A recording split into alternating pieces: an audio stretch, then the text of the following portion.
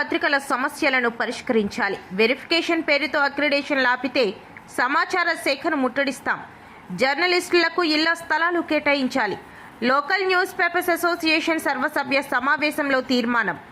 స్థానిక పత్రికలు అనేక సమస్యలను ఎదుర్కొంటున్నాయని, వాటిని పరిష్కరించాలని లోకల్ న్యూస్ పేపర్స్ అసోసియేషన్ సర్వసభ్య సమావేశం తీర్మానించింది. సోమవారం నగరంలోని డాబా గార్డెన్స్ విజేఎఫ్ ప్రెస్ క్లబ్లో ఏర్పాటు చేసిన సమావేశంలో పలు తీర్మానాలు చేశారు.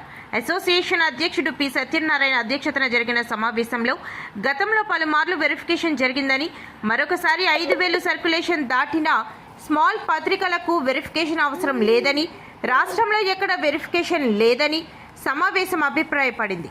ఇలాంటి వేధింపులు ఆపకపోతే సమాచార శాఖను ముట్టడిస్తామని హెచ్చరించారు. నాన్ ఎంపానల్డ్ దినపత్రికలకు 10 లోపు సర్క్యులేషన్ కలిగిన ఎంపానల్డ్ పత్రికలకు ప్రెస్ అక్రిడేషన్లు పెంచాలని తీర్మానించారు. స్థానిక పత్రికల్లో వార్తలు రాసే ఫ్రీలాన్సర్లకు అక్రిడేషన్ సదుపాయం కల్పించాలన్నారు. రాష్ట్ర, జిల్లా స్థాయిలలో ప్రభుత్వం స్థానిక దినపత్రికలు, పీరియాడికల్స్కు తగినన్ని యాడ్స్ విడుదల చేసి సహకరించాలని కోరారు.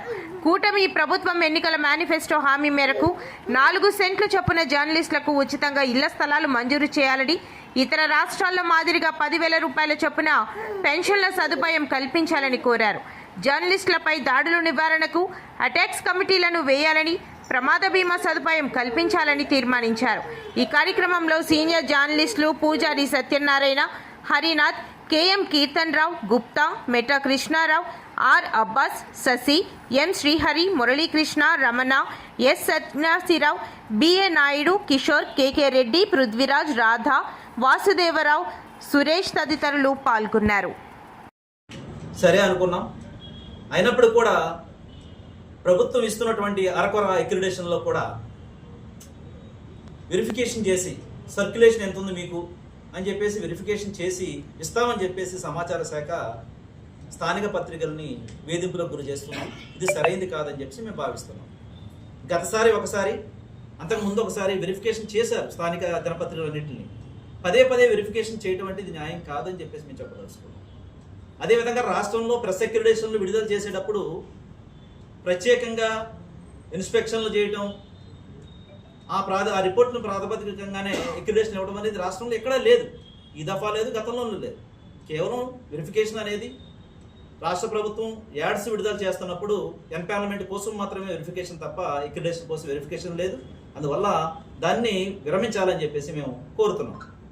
అదేవిధంగా నాన్ ఎంపానల్డ్ దినపత్రికలు, 10,000 లోపు ఉన్నటువంటి ఎంపానల్డ్ దినపత్రికలు కూడా ప్రభుత్వం చాలా వరకు అక్రిడేషన్ తగ్గించింది. పెంచాల్సిన అవసరం ఉంది.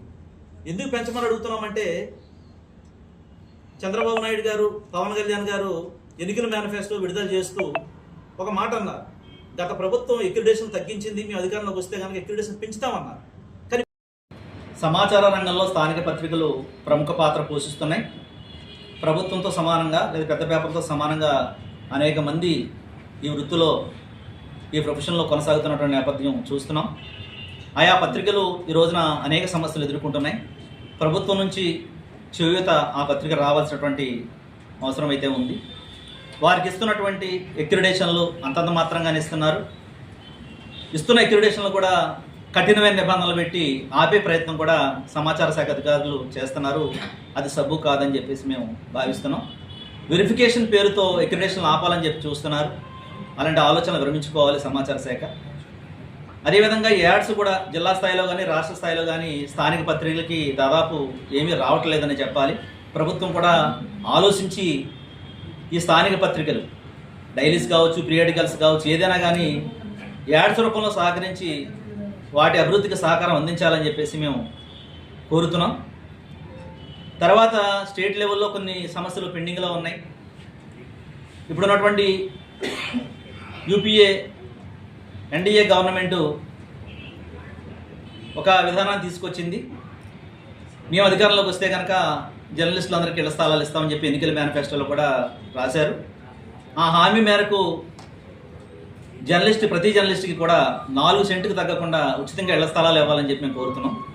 12 రాష్ట్రాలకు పైగా రాష్ట్రాల్లో పెన్షన్ సదుపాయం ఉంది, 10 నుంచి 15 వేల వరకు. ఆ సదుపాయాన్ని కూడా జర్నలిస్టులకి కల్పించాలని చెప్పి మేము కోరుతున్నాం. రాష్ట్రంలో అనేక చోట్ల జర్నలిస్టులపై పదే దాడులు జరుగుతున్నాయి, తప్పుడు కేసులు నమోదవుతున్నాయి. అలాంటి వాటి నియంత్రణ కోసం గతంలో ఒక పద్ధతి ఉండేది. అక్రిడేషన్ నియంత్రణ కమిటీలు ఉండేవి. కమిటీలు తక్షణమే వేయాలని ప్రభుత్వాన్ని మేము కోరుతున్నాం. మీడియా స్వేచ్ఛకి ఆటంకం కలగకుండా వృత్తికి న్యాయం చేయాలని చెప్పి కోరుతూ ఈ సమావేశాన్ని మేము కొనసాగిస్తున్నాం.